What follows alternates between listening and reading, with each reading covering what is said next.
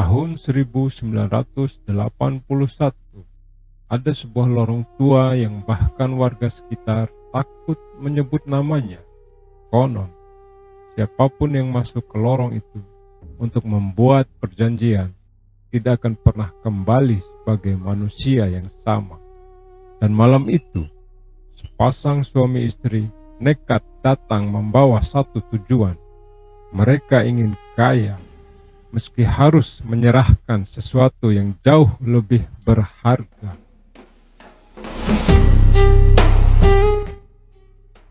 Selamat datang di lorong gelap 1981. Sebelum cerita ini dimulai, tulis di komentar dari kota mana kalian mendengarkan kisah menyeramkan malam ini. Dan jangan lupa nyalakan lampu sebelum melanjutkan cerita, karena mungkin ada sesuatu yang ikut mendengarkan bersama kalian.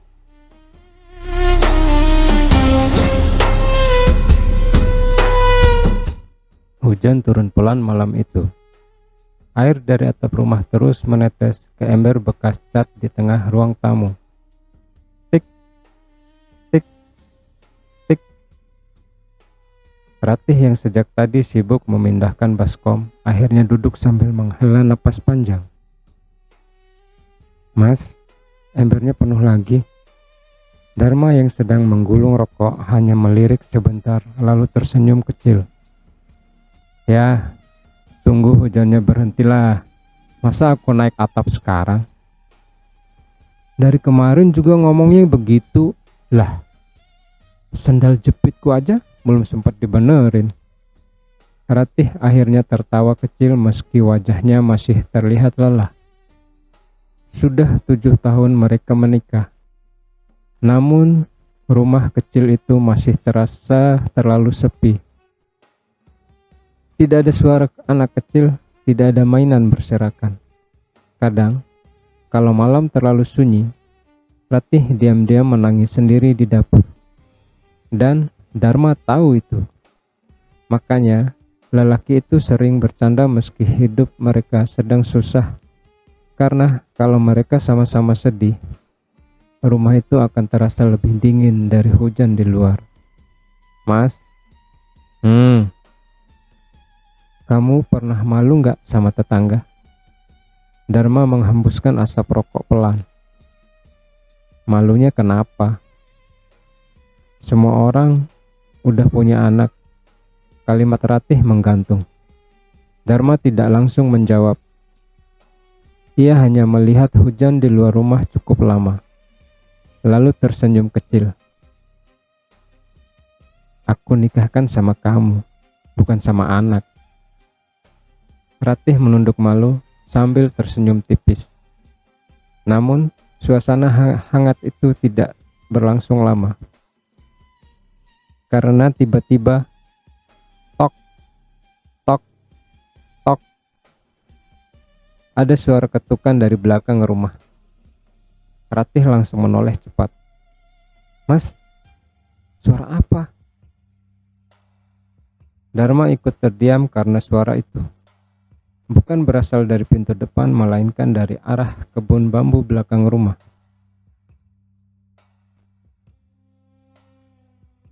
Malam itu, Dharma akhirnya keluar rumah membawa senter kecil. Lampunya redup, kadang terang, kadang hampir mati. Tanah di belakang rumah mereka becek karena hujan. Dan kebun bambu di sana selalu terasa lebih dingin dibanding tempat lain. Ratih berdiri di depan pintu dapur sambil memeluk dirinya sendiri. Mas, udah gak usah dicek. Namun Dharma tetap berjalan mendekati arah suara tadi. Tok, tok, tok. Suara itu terdengar lagi. Kali ini lebih pelan, tapi justru terasa lebih dekat. Dharma mengarahkan senter ke belakang sumur tua. Dan saat itulah ia melihat sesuatu yang membuat langkahnya berhenti. Ada lorong sempit di sana, gelap, diapit dinding batu tua yang dipenuhi lumut. Padahal, selama 7 tahun tinggal di rumah itu, Dharma tidak pernah melihat lorong tersebut. Ratih, suara Dharma berubah pelan. Iya, kamu pernah lihat jalan ini enggak? Ratih mendekat beberapa langkah, namun wajahnya langsung pucat. Mas, itu tadi enggak ada. Angin dingin tiba-tiba keluar dari dalam lorong. Kabut tipis mulai muncul dari bawah tanah. Dan entah kenapa, suasana malam itu mendadak sunyi total. Tidak ada suara jangkrik, tidak ada suara katak, bahkan hujan pun seperti berhenti. Lalu, dari dalam lorong gelap itu, perlahan muncul suara langkah. Tap, tap, tap. Ratih langsung memegang lengan Dharma kuat-kuat. Mas, ayo masuk. Namun Dharma justru terpaku melihat ujung lorong, karena di sana ada seseorang berdiri diam. Tubuhnya kurus, memakai pakaian hitam panjang, dan wajahnya nyaris tidak terlihat karena tertutup gelap. Siapa itu? Orang itu tidak menjawab. Ia hanya berdiri diam, lalu perlahan mengangkat tangannya, memberi isyarat agar Dharma mendekat. Sejak malam melihat lorong itu, Dharma mulai sering melamun. Ia jadi pendiam, bahkan rokoknya habis 2 kali lebih cepat dari biasanya. Ratih sadar ada yang berubah dari suaminya. Namun Dharma selalu menghindar setiap ditanya. Sampai suatu malam, sepulang kerja dari pasar, Dharma berhenti di warung kopi kecil dekat terminal. Warung itu hampir kosong. Hanya ada suara radio tua dan bau kopi hitam yang terlalu pahit. Dharma baru saja duduk ketika seseorang tiba-tiba menarik kursi di depannya. Prak! Dharma langsung mengangkat kepala. Dan jantungnya langsung terasa jatuh. Orang itu lelaki yang berdiri di lorong malam itu. Kini duduk tepat di depannya. Wajahnya pucat, matanya cekung, dan senyumnya tipis sekali. Kayaknya kita pernah ketemu, gumam Dharma pelan. Lelaki tua itu tidak langsung menjawab. Ia hanya menatap Dharma cukup lama. Sampai suasana warung terasa aneh. Aku tahu yang kau inginkan. Kalimat itu membuat Dharma mengernyit. Maksudnya? Kau capek hidup miskin. Kau ingin anak. Kau ingin hidupmu berubah. Dharma tertawa kecil untuk menutupi gugupnya. Kalau hanya kaya mendadak sih semua orang juga mau. Lelaki tua itu ikut tersenyum tipis. Aku bisa memberikannya. Dharma pun terdiam. Entah kenapa, suara lelaki itu terdengar sangat dingin. Seperti bukan suara manusia. Sebagai gantinya apa?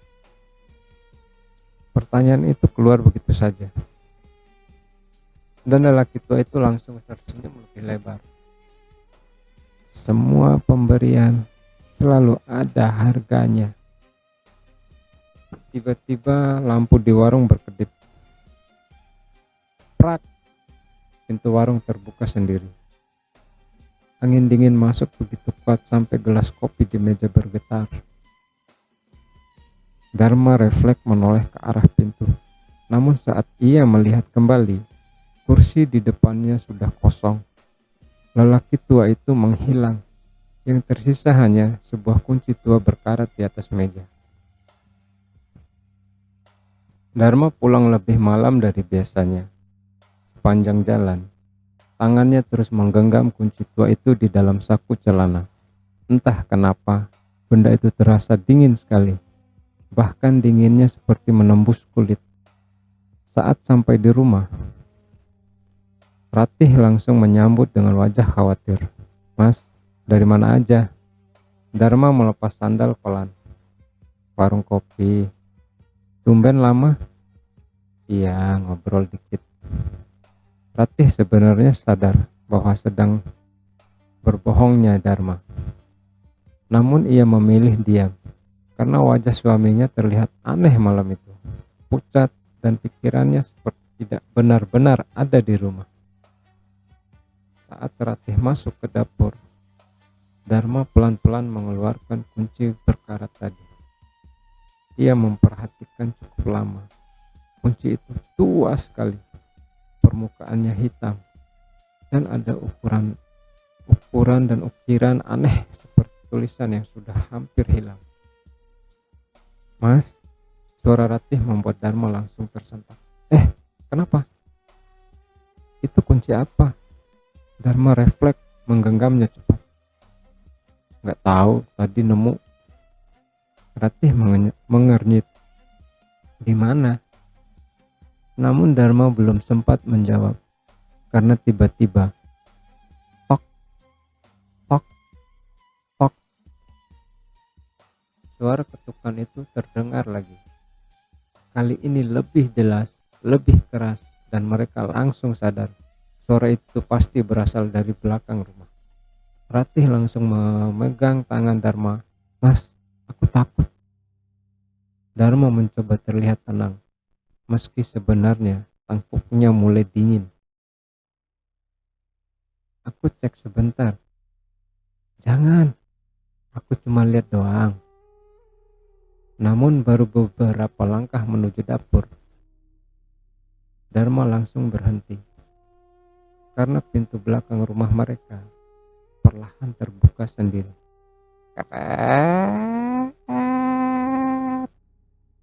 Angin dingin langsung masuk ke dalam rumah.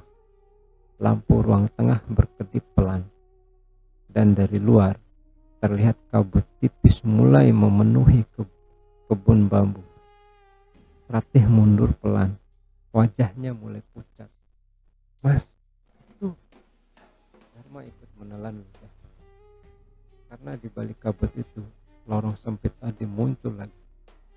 Dan kali ini lebih jelas dari sebelumnya. Seolah memang sudah lama berada di sana, menunggu mereka menyadarinya. Malam itu, entah kenapa langkah kaki Dharma terasa sangat ringan menuju lorong tersebut. Padahal pikirannya ingin berhenti. Namun tubuhnya terus berjalan sendiri. Ratih akhirnya ikut mengejar sambil menangis pelan. Mas, jangan masuk. Tolong. Mas, tolong, jangan masuk. Namun Dharma seperti tidak mendengar. Kabut di dalam lorong terasa dingin dan lembab. Dinding batu di kanan kirinya penuh lumut hitam. Dan semakin masuk ke dalam, bau tanah basah mulai terasa semakin kuat. Sampai akhirnya mereka melihat sebuah pintu kayu merah tua di ujung lorong. Pintunya terbuka sedikit dan cahaya redup keluar dari dalam. Dharma mendorong pintu itu perlahan. Krek. Ruangan di balik pintu ternyata sangat-sangat luas. Padahal dari luar lorong itu terlihat sangat sempit. Lantai ruangan dipenuhi tanah hitam dan di tengah ruangan lelaki tua itu sudah duduk menunggu, seolah ia tahu mereka akan datang. Ratih langsung memeluk lengan Dharma erat-erat. Mas, ayo pulang. Namun lelaki tua itu tersenyum tipis. Kalian datang juga. Dharma mencoba bicara tenang. Sebenarnya siapa kamu? Lelaki itu tidak langsung menjawab. Dia malah menunjuk ke arah sudut ruangan. Dan saat Dharma melihat ke sana, napasnya langsung tercekat. Ada 3 batu nisan kecil berjajar di sana. Masih baru. Tanahnya bahkan terlihat basah. Ratih langsung menutup mulutnya sendiri. Mas, kenapa ada kuburan di sini?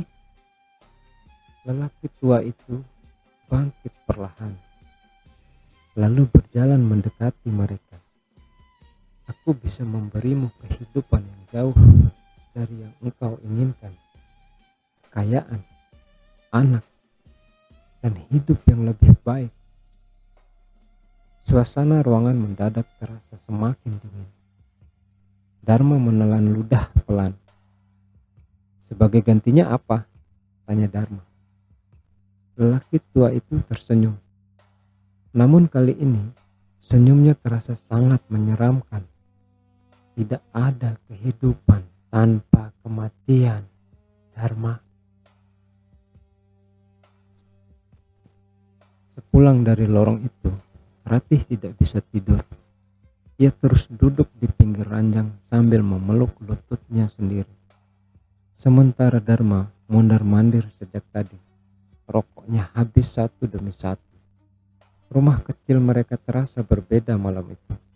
Lebih dingin, lebih sunyi, dan entah kenapa bau tanah seperti ikut terbawa masuk dari lorong tadi. Mas, Ratih akhirnya bicara pelan. Kita tadi beneran kesana kan? Dharma diam cukup lama, lalu duduk pelan di kursi kayu dekat jendela.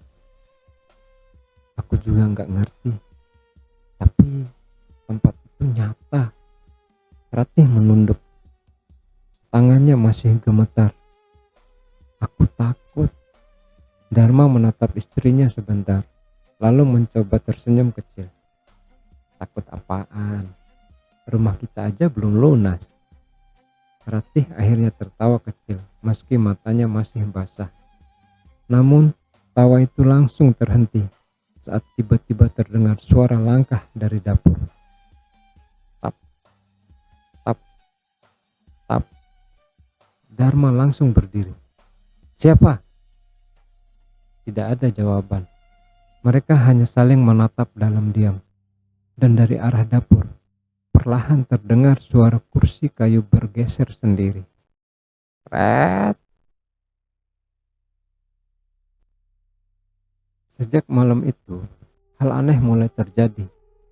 Awalnya kecil, sangat kecil, namun cukup membuat Dharma mulai percaya bahwa lelaki lorong itu bukan manusia biasa. Suatu pagi, Dharma menemukan uang di depan pintu rumah. Jumlahnya lumayan banyak. Terikat kain hitam, tidak ada siapa-siapa di luar. Dan saat ditanya ke tetangga, tidak ada yang merasa kehilangan uang. Ratih langsung ketakutan. Mas, jangan dipakai. Kalau itu bukan punya manusia, gimana? Namun, Dharma hanya menatap uang itu cukup lama. Karena selama hidupnya, ia belum pernah melihat uang sebanyak itu. Mungkin ini rezeki Ratih. Rezeki dari mana? Gak tahu. Hari demi hari berlalu, dan hidup mereka perlahan berubah. Warung kecil Dharma mendadak ramai. Dagangan selalu habis. Bahkan ada orang kota yang tiba-tiba menawarkan kerjasama usaha. Ratih mulai heran sendiri. Mas, kayaknya hidup kita berubah sejak masuk lorong itu. Dharma tidak menjawab. Namun jauh di dalam pikirannya, ia tahu Ratih benar. Dan yang paling aneh, setiap malam Jumat, suara ketukan itu selalu datang dari belakang rumah. Tok, tok, tok. Seolah seseorang sedang mengingatkan janji mereka. 3 bulan berlalu setelah malam di lorong. Ratih muntah-muntah sejak pagi. Awalnya ia pikir masuk angin biasa. Namun saat bidan kampung datang memeriksa, perempuan itu langsung tersenyum lebar. Selamat ya, istrimu hamil. Ratih langsung menutup mulutnya sendiri. Matanya berkaca-kaca. Sementara Dharma sampai bengong beberapa detik. Ah, beneran? Bidan tertawa kecil. Ya, masa sih bohong mas? Ratih langsung menangis haru. Dan untuk pertama kalinya setelah bertahun-tahun, Rumah kecil itu dipenuhi suara tawa bahagia. Malamnya, Dharma bahkan pulang membawa ayam goreng. Padahal biasanya mereka cuma makan tempe, tahu. Ratih sampai tertawa melihat tingkah suaminya. Tumben royal, kata Ratih. Ya kan, anak bapaknya mau lahir. Belum tentu laki-laki. Kalaupun perempuan ya tetap anak bapaknya lah, kata Dharma. Mereka makan sambil tertawa malam itu. Namun tepat saat suasana terasa hangat, tok, tok, tok, suara ketukan kembali terdengar. Dan kali ini lebih keras dari biasanya. Tawa Dharma langsung hilang. Sementara Ratih perlahan menggenggam tangan suaminya. Karena mereka sadar kebahagiaan itu datang bersama sesuatu yang lain. Sejak hamil, Ratih mulai mengalami mimpi aneh. Awalnya hanya sekali, namun lama-lama mimpi itu terus berulang setiap malam. Dia selalu melihat lorong yang sama. Lorong gelap berkabut, dan di ujung lorong ada 3 anak kecil berdiri membelakanginya. Mereka diam, tidak bergerak. Namun setiap Ratih mencoba mendekat, tanah di sekitar kaki anak-anak itu perlahan berubah menjadi kuburan. Suatu malam, Ratih terbangun sambil menangis. Tubuhnya penuh keringat dingin. Dharma yang kaget langsung bangun. Kenapa? Ratih menatap suaminya dengan napas gemetar. Aku mimpi lagi, Mas. Mimpi apa? Ratih diam beberapa detik, lalu menjawab pelan. Ada anak kecil manggil aku ibu. Tapi mukanya, Ratih langsung menunduk, seolah takut mengingatnya. Mukanya kenapa? Tanya Dharma. Dia nggak punya mata, Mas. Suasana kamar langsung sunyi. Hanya suara kipas tua yang berkedip pelan. Dharma mencoba menenangkan istrinya. Itu cuma mimpi. Namun bahkan dirinya mulai tidak percaya dengan kata-katanya sendiri. Bulan demi bulan berlalu. Perut Ratih semakin besar dan hidup mereka benar-benar berubah. Rumah bocor mereka diperbaiki. Dharma bahkan mulai membeli perabot baru. Tetangga yang dulu sering memandang rendah, sekarang malah sering datang meminjam uang. Kadang Dharma sendiri sampai bingung. Kayaknya hidup kita mimpi deh. Ratih yang sedang melipat baju bayi langsung tersenyum kecil. Kalau mimpi jangan bangun dulu dong, Mas. Lah, kalau nggak bangun, pipis di kasur dong. Ratih spontan melempar kain ke wajah suaminya sambil tertawa. Rumah kecil itu akhirnya terasa hidup, hangat, dan penuh harapan. Namun, semakin hari, Ratih mulai merasa ada yang aneh dengan kandungannya. Kadang perutnya bergerak terlalu keras di tengah malam. Bukan seperti tendangan bayi biasa, lebih seperti ada sesuatu yang berusaha keluar dari dalam. Suatu malam, Ratih tiba-tiba terbangun karena perutnya bergerak hebat. Ia langsung membangunkan Dharma. Mas, bangun Mas. Dharma yang masih terdengar tidur. Dharma yang masih setengah tidur langsung kaget. Kenapa? Perutku, Mas. Gerakan di perut Ratih terlihat jelas dari luar, naik turun sendiri, seperti ada tangan kecil sedang mendorong dari dalam. Dharma sampai mundur pelan. Itu. Namun sebelumnya selesai berbicara, tiba-tiba terdengar suara anak kecil tertawa dari arah dapur. Hihihihi. Ratih langsung pucat. Mas, ada orang di rumah. Dharma buru-buru mengambil sapu kayu lalu berjalan ke dapur. Namun dapur kosong, tidak ada siapa-siapa. Yang ada hanya jejak tanah basah kecil di lantai. Kaki anak-anak, seperti bekas kaki anak-anak. Padahal malam itu hujan tidak turun sama sekali. Dan tepat 9 bulan setelah kehamilan itu, Ratih akhirnya melahirkan. Malam persalinan berlangsung aneh sejak awal. Angin di luar sangat kencang. Lampu rumah berkedip terus.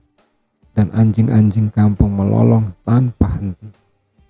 Bidan yang membantu persalinan bahkan sempat membaca doa berkali-kali. Bu Ratih, tarik napas. Ratih menjerit kesakitan. Sementara Dharma mondar-mandir di ruang depan dengan wajah pucat. Keringatnya bercucuran, padahal udara malam sangat dingin. Lalu, tiba-tiba rumah mendadak sunyi. Sangat-sangat sunyi. Bahkan suara angin di luar hilang begitu saja. Dan beberapa detik kemudian, bayi itu lahir. Namun, tidak ada tangisan. Bidan langsung terdiam. Ratih yang masih lemas mencoba mengangkat kepala. Anak saya. Kenapa anak saya?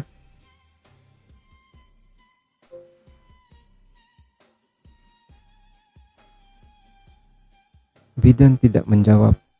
Wajah perempuan tua itu perlahan berubah pucat. Tangannya mulai bergetar. Bu, Ratih panik. Kenapa? Dan saat itulah bayi itu perlahan membuka matanya. Lalu tersenyum. Senyum kecil. Pelan.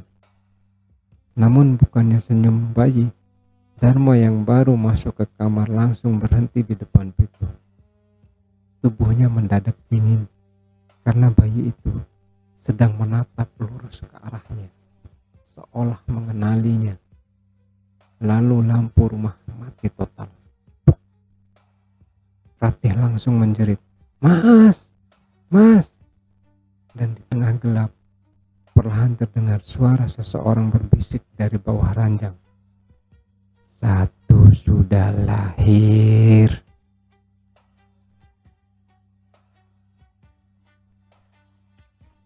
Anak pertama mereka akhirnya diberi nama Bayu. Dan sejak kecil, anak itu nyaris tidak pernah menangis. Ia lebih sering diam, duduk sendiri, atau menatap sesuatu cukup lama. Kadang sampai membuat Ratih merinding sendiri. Namun di balik itu, Bayu sebenarnya anak yang manis. Ia suka mengikuti ayahnya ke warung. Dan paling senang duduk di pundak Dharma sambil tertawa. "Pak, tinggi banget Pak." "Ya iyalah, bapakmu kan mantan tentara."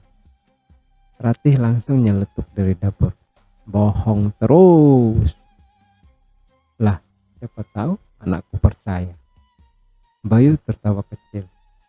Rumah itu perlahan menjadi lebih hidup. Dan untuk beberapa saat, Dharma hampir melupakan lorong tersebut. Hampir melupakan. Sampai suatu malam, Bayu yang baru berumur 5 tahun tiba-tiba berbicara saat makan malam. "Ayah, kenapa ada kaki hitam berdiri di dapur?" Sendok di tangan Ratih langsung jatuh. Ting! Dharma perlahan menoleh ke arah dapur. Kosong. Tidak ada siapa-siapa. Namun hawa rumah mendadak dingin. "Bayu, jangan bercanda." "Aku gak bercanda ya." Anak itu tetap makan seperti biasa. Polos. Dia sering datang kalau malam Jumat. Malam itu tidak ada satupun dari mereka yang bisa tidur nyenyak. Tahun demi tahun berlalu. Usaha Dharma semakin besar. Ia bahkan mulai dikenal orang sekampung. Warung kecilnya berubah jadi toko sembako besar. Mereka pindah ke rumah baru, rumah tembok, lebih luas, tidak bocor lagi kalau hujan. Dan tepat saat itu mereka terasa lebih sempurna. Ratih kembali hamil. Dharma sampai tertawa sendiri waktu mendengarnya. Wah, ini mah rezeki numpuk. Ratih yang sedang memasak langsung melirik tajam. Jangan senang dulu. Kenapa? Bayu aja kadang bikin aku takut. Dharma tertawa kecil. Namanya juga anak-anak. Namun jauh di dalam hati, ia tahu Ratih benar. Karena Bayu semakin sering berbicara sendiri. Kadang tertawa sendiri tengah malam. Kadang berdiri menghadap tembok berjam-jam. Dan yang paling membuat Dharma takut, anak itu mulai sering menyebut lorong. Pak, nanti kalau aku besar, boleh masuk ke lorong lagi nggak? Pertanyaan itu membuat Dharma langsung diam. Kehamilan kedua jauh lebih aneh. Ratih sering mendengar suara orang berjalan di atap rumah. Padahal saat dicek tidak ada siapa-siapa. Kadang pintu dapur terbuka sendiri. Kadang terdengar suara perempuan tertawa dari sumur belakang. Namun semua itu masih kalah mengerikan dibanding malam persalinan anak kedua. Karena bayi itu lahir tepat saat azan maghrib. Dan detik bayi itu keluar, seluruh listrik kampung langsung mati. Prak! Ratih langsung menangis ketakutan. Sementara bidan membaca doa dengan suara gemetar. Di luar rumah, anjing-anjing melolong bersamaan. Dan langit sore berubah merah dan gelap. Bayi perempuan itu akhirnya lahir dengan selamat. Namun, saat semua bayi biasanya menangis, anak itu justru membuka matanya pelan dan melihat lurus ke arah jendela, seolah ada seseorang berdiri di luar jendela. Jangan lihat, gumam bidan pelan sambil memeluk bayi itu. Namun bayi perempuan tersebut malah tersenyum kecil, seolah mengenali sesuatu di luar sana. Anak itu diberi nama Sari. Dan sejak lahir ia selalu terbangun tepat jam 3 pagi. Tahun-tahun berikutnya terasa seperti mimpi. Dharma menjadi orang kaya. Ia punya mobil bak terbuka, punya toko besar, dan mulai dihormati warga kampung. Namun namanya, semakin kaya hidup mereka, semakin sering hal-hal aneh terjadi di rumah itu. Kadang terdengar langkah kaki di lorong. Kadang suara anak kecil berlari di lorong rumah tengah malam. Padahal Bayu dan Sari sedang tidur. Namun siang hari, rumah itu tetap terlihat hangat. Bayu suka menggoda adiknya. Pendek.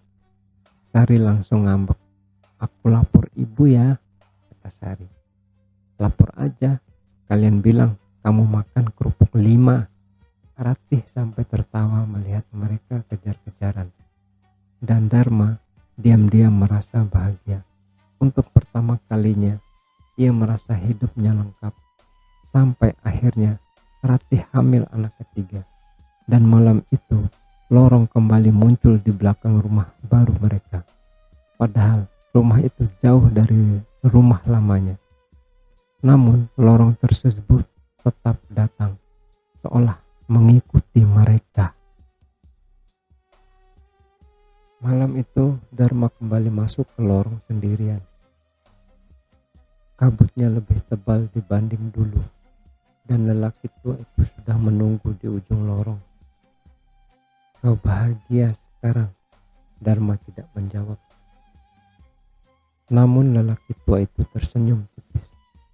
Jangan lupa, semua ada waktunya. Dharma mulai emosi. Aku udah nurutin semuanya. Aku cuma mau hidup tenang. Tenang. Lelaki tua itu tertawa kecil. Suara tawanya menggema di seluruh lorong. Kau membeli kebahagiaan dengan kematian. Tubuh Dharma langsung dingin. Maksudmu apa? Lelaki tua itu perlahan menunjuk ke arah tanah, dan saat Dharma melihat ke bawah, ia langsung mundur ketakutan, karena di tanah lorong itu ada 3 batu nisan kecil. Kini sudah bertulis nama Bayu, Sari, dan satu lagi masih kosong. Tidak, gumam Dharma pelan. Tidak, namun lelaki tua itu tetap tersenyum. Anak-anakmu akan kembali saat umur mereka 17 tahun. Dan malam itu, untuk pertama kalinya Dharma sadar bahwa semua kebahagiaan mereka bukan hadiah, melainkan pinjaman. Waktu berjalan begitu cepat. Tanpa terasa, Bayu sudah hampir berumur 17 tahun. Tubuhnya tinggi, pendiam, dan semakin sulit ditebak. Ia lebih sering menyendiri di kamar, kadang duduk berjam-jam di belakang rumah sambil melihat gelap. Ratih mulai sering mengeluh, "Mas, Bayu sekarang serem ya." Dharma yang sedang memperbaiki radio langsung mengangkat kepala. Namanya juga remaja.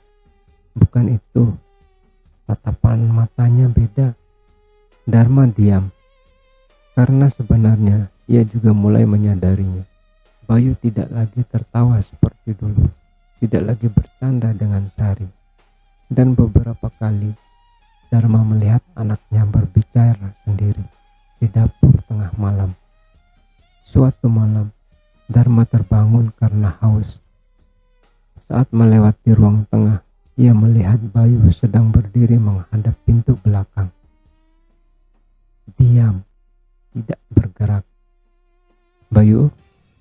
Anak itu tidak menjawab. "Ngapain malam-malam di situ?" Beberapa detik kemudian, Bayu akhirnya bicara pelan. Dia memanggil lagi. Tubuh Dharma langsung dingin. "Siapa?" Bayu perlahan menoleh, dan untuk sesaat, mata anak itu terlihat sangat kosong. "Kakek lorong." Sejak malam itu, Bayu mulai sering menghilang. Kadang pergi tengah malam, kadang ditemukan duduk sendirian dekat kebun bambu. Padahal rumah mereka sekarang sudah pindah jauh dari sana. Namun anehnya, setiap Bayu menghilang, lorong itu selalu muncul lagi. Suatu malam, Dharma akhirnya mengikuti anaknya diam-diam. Dan benar saja, Bayu berjalan masuk ke dalam lorong berkabut itu. Pelan, seperti orang yang sedang dipanggil pulang. "Bayu!" Anak itu tidak menoleh. Dharma langsung mengejar masuk. Kabut malam itu jauh lebih tebal. Udara dingin menusuk sampai tulang. Dan saat Dharma sampai di ujung lorong, ia langsung berhenti. Bayu sedang berdiri di depan batu nisan. Tubuhnya diam. Matanya kosong. Sementara di batu nisan itu tertulis jelas nama anaknya, Bayu Darmawan. Lengkap dengan tanggal lahir dan tanggal kematian. Besok. Napas Dharma langsung tidak karuan. "Bayu, pulang nak." Bayu perlahan menoleh, namun wajahnya terlihat aneh. Sangat pucat. "Kata kakek, besok aku pulang." Besok paginya, rumah mereka penuh jeritan. Ratih menangis histeris di kamar Bayu. Sementara warga mulai berdatangan. Karena Bayu ditemukan meninggal di atas tempat tidurnya. Tidak ada luka, tidak ada darah. Tubuhnya bahkan masih hangat. Namun wajah anak itu terlihat sangat ketakutan. Seolah sebelum mati, ia melihat sesuatu yang sangat mengerikan. Ratih sampai memukul dada Dharma sambil menangis. "Bangunin anak kita, Mas, bangunin Bayu." Namun Dharma hanya diam. Tubuhnya lemas, pikirannya kosong. karena ia tahu ini baru permulaan. Saat malam tiba, rumah itu menjadi sangat sunyi. Tidak ada lagi suara Bayu, tidak ada lagi candaan kecilnya. Dan tepat tengah malam, tok, tok, tok, suara ketukan terdengar lagi dari belakang rumah. Ratih langsung memeluk Dharma ketakutan. Sementara Dharma perlahan melihat ke arah dapur. Karena di sana ia melihat Bayu berdiri diam. Tubuhnya basah tanah dan matanya hitam seluruhnya. Setelah kematian Bayu, rumah mereka tidak pernah terasa normal lagi. Sari jadi sering ketakutan sendiri. Ia bahkan tidak mau tidur sendirian. Bu, aku sering lihat Kak Bayu di lorong. Ratih langsung memeluk anaknya erat. Jangan ngomong begitu. Tapi benar, dia sering berdiri depan kamar. Dharma mulai kehilangan akal. Ia mencoba-coba mencari ustadz paranormal, orang pintar, namun tidak ada yang berani datang setelah mendengar soal lorong itu. Sampai akhirnya hari ulang tahun Sari yang ke-17 tiba, dan sejak pagi anak perempuan itu terlihat sangat pucat. Ayah, kalau aku mati, boleh nggak aku dikubur dekat Kak Bayu? Jantung Dharma seperti berhenti. Jangan ngomong sembarangan, nak. Namun Sari hanya tersenyum kecil, senyum sedih.